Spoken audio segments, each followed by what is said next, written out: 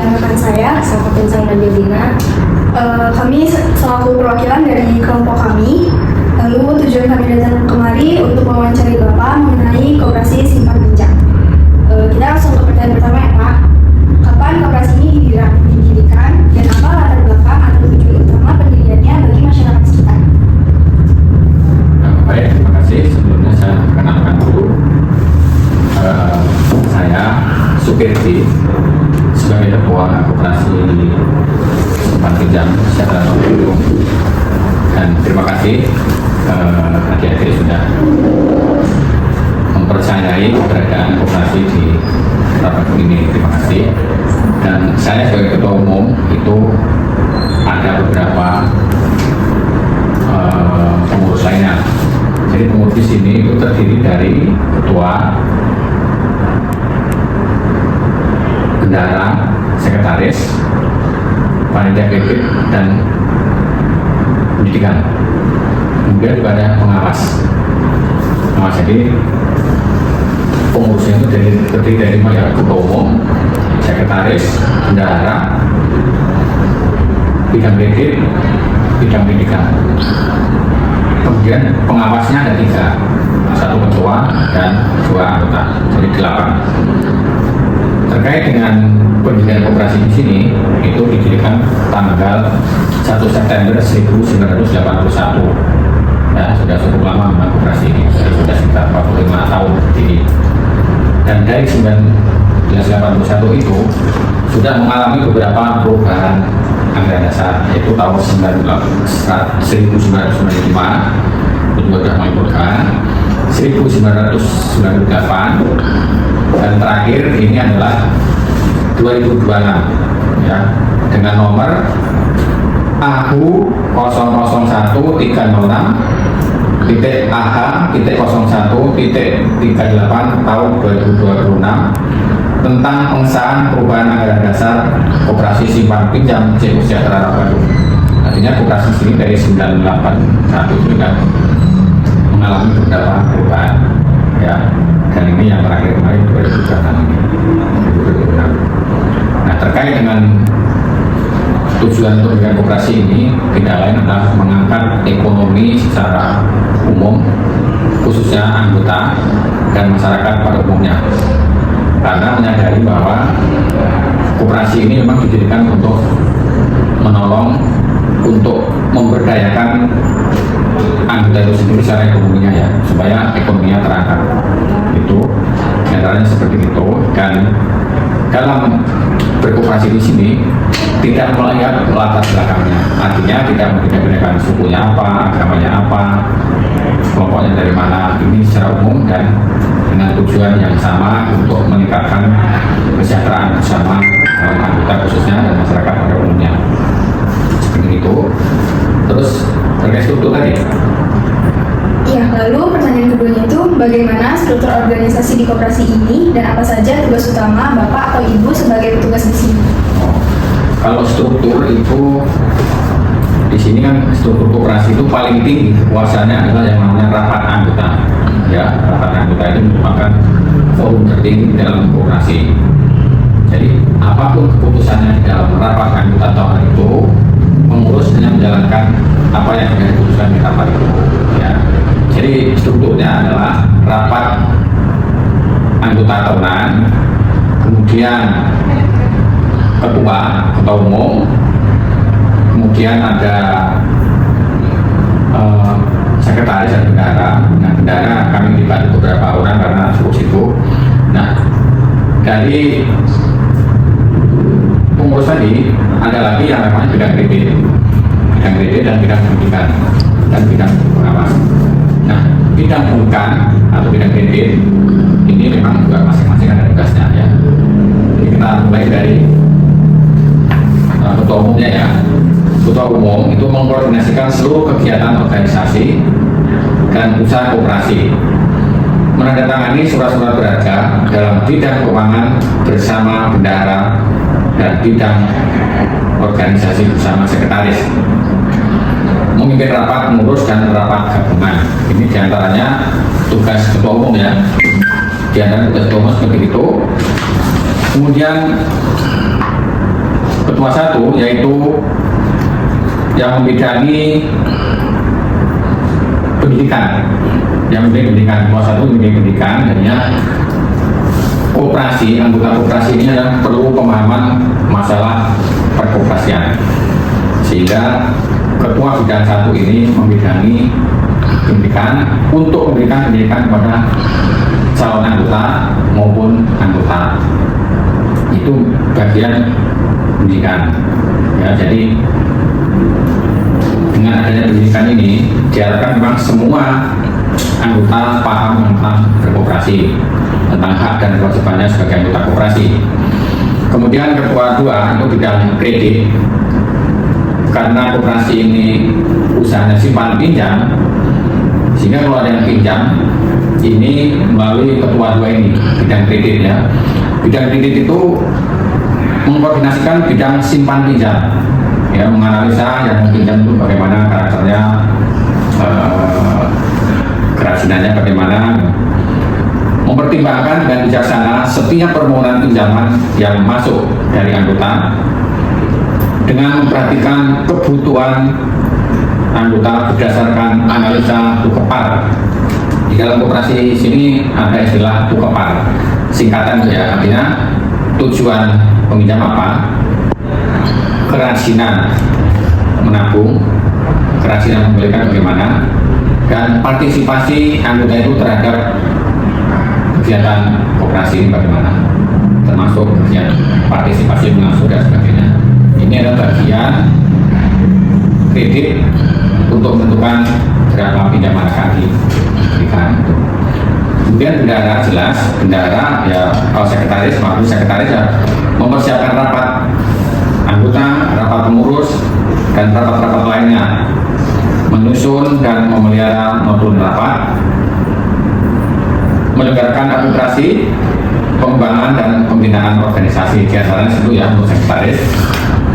Kemudian bendahara mengelola dan mengembangkan dana koperasi, jelas memelihara dan bertanggung jawab atas harta kekayaan koperasi, mengkoordinasikan penyusunan rencana anggaran dan pendapatan dan belanja koperasi.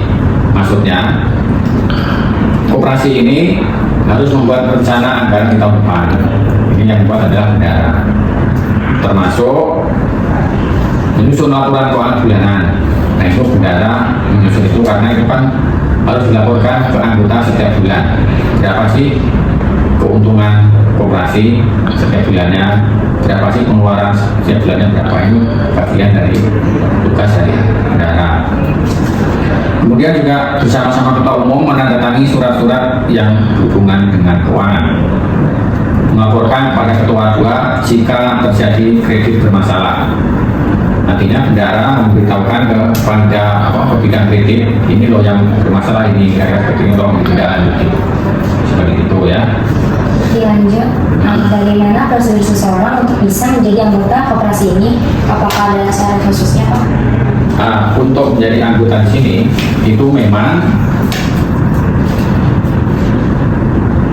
syarat-syaratnya diantaranya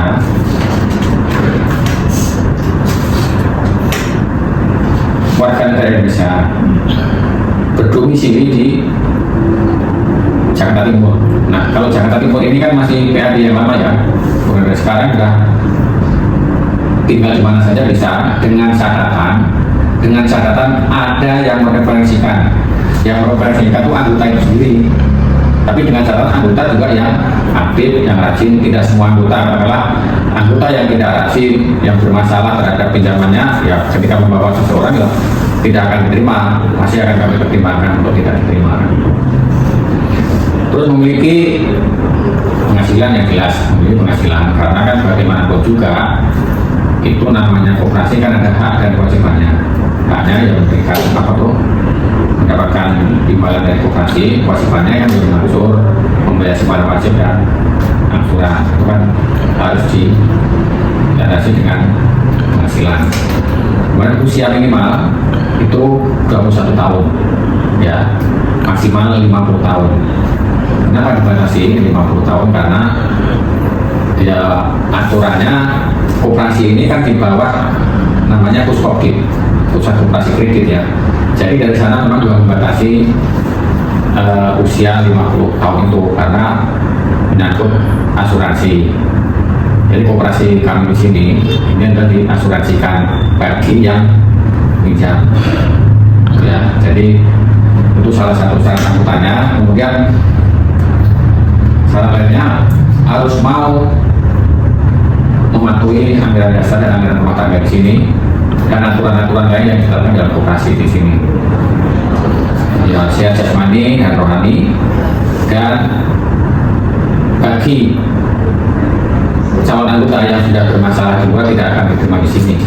Ya, jadi artinya bermasalah dalam arti kalau dengan kasus-kasus pidana, kasus kriminal itu akan menjadi pertimbangan khusus dalam penerimaan anggota koperasi di sini. Kemudian ya prosedurnya ya mengisi formulir, di sini ada foto, ada KTP, dan KK dan sebagainya. Seperti itu kira-kira ya. Bagaimana cara koperasi menentukan besaran bunga atau jasa pinjaman agar tetap adil bagi anggota namun koperasi tetap bisa berjalan? Ya, untuk menentukan besarnya bunga di sini, ini kami memang juga berdasarkan rapat anggota tahunan. Nah, ketika dalam rapat anggota tahunan itu kami menyusun anggaran, rencana anggaran tadi. Jadi keputusan di dalam rapat itu memang maksimal bunganya 2% 1 bulan. Artinya maksimal dalam 1 tahun 24% ya. Kenapa bisa seperti itu? Pertimbangannya adalah bunga tadi akan kita kembalikan kepada anggota lagi dalam bentuk sisa hasil usaha, dan pada akhirnya nanti yang kalau sudah SHO bersih akan berbentuk dividen. Nah, dividen itu akan dibagikan di akhir tahun, setiap tahun setelah dalam rapat anggota itu akan dibagikan dividen. Untuk apa saja bunga itu? Bunga itu yaitu untuk biaya operasional koperasi ini.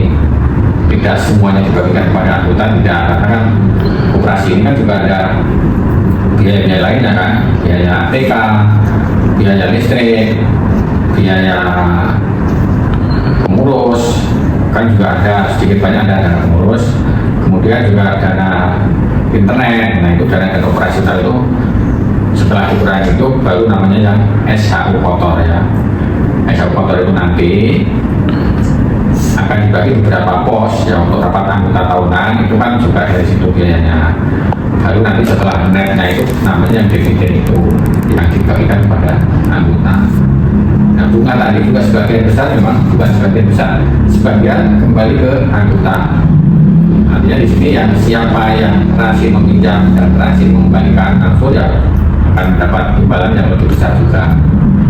Itu proporsional salah satu keadilan koperasi di situ. Jadi tidak semua bunga dibagi rata, tidak. Jadi berdasarkan proporsional pinjaman anggota maupun simpanan anggota. Ya, dividennya itu. Bunganya itu kami pengurus tadi menyusun rencana itu. Ini loh 2% ini disetujui tidak. Dari 2% itu nanti ditawarkan di anggota. Kami pengurus merencanakan bunga sekian persen, disetujui tidak gitu. Nah, kalau sudah disetujui di pengurus ya dari rapat anggota tadi ya pengurus tinggal melaksanakan hasil rapat anggota itu. Jadi segala keputusan, segala rencana harus mendapat persetujuan dari rapat anggota koperasi itu. Ingat ya, jadi forum tertinggi, kekuasaan tertinggi dalam koperasi itu adalah rapat anggota tahunan. Ya, itu salah satu strukturnya di situ. Strukturnya rapat anggota, pengurus, tadi ketua tadi ada sekretaris, ada bendahara, dan ada pengawas. Begitu ya. Terus Bagaimana mekanisme pembagian sisa hasil usaha kepada anggota di akhir tahunnya? Mekanismenya sisa hasil usaha itu pendapatan tadi setelah dikurangi biaya-biaya tadi, yaitu biaya tadi yang termasuk biaya operasional tadi, dikurangi biaya rapat anggota tahunan, hasilnya kan net yang itu dividen. Bagaimana caranya? Nah, itu mekanismenya berdasarkan simpanan anggota masing-masing. Artinya kalau simpanannya itu juga lebih besar dividennya pasti akan lebih besar. Termasuk yang saya sampaikan tadi, kalau memang dia rajin pinjam, pasti bunganya akan lebih besar. Nah, bunga itu juga bagian daripada dividen yang bagian akhir tahun itu. Jadi mekanismenya itu proporsional dengan simpanannya anggota masing-masing, simpanan anggota masing-masing. Ya. Jadi tidak ada kecurangan bagaimana, karena kan kita sudah menentukan berdasarkan proporsional simpanan anggota maupun pinjaman anggotanya. Jadi secara proporsional berdasarkan simpanannya ya, simpanan anggota maksudnya. Ada lagi? Udah. Sudah gitu, sudah sampai di akhir wawancara. Terima kasih kepada Bapak yang sudah mau meluangkan waktunya dan mau membantu tugas kita. Terima kasih ya Pak. Sama-sama, semoga